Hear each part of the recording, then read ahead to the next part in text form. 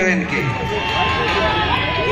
চালিয়েছেন, একটি রান আসবে, হ্যাঁ এলো, ওটা জয়লাভ করলো কাশিগড়ি এবং লালটু আজকের টুর্নামেন্টের এই ম্যাচের সর্বোচ্চ রান সংগ্রহকারী, সম্ভবত তিনি ম্যান অফ দ্য ম্যাচও হতে পারেন।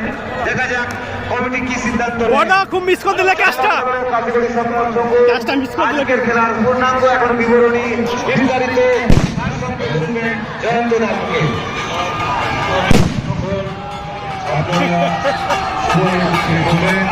আজকের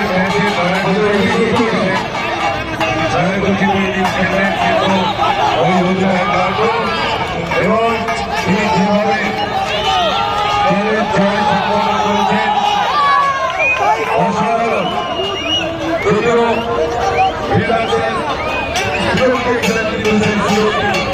কার্যকরী করতে পারেন কিন্তু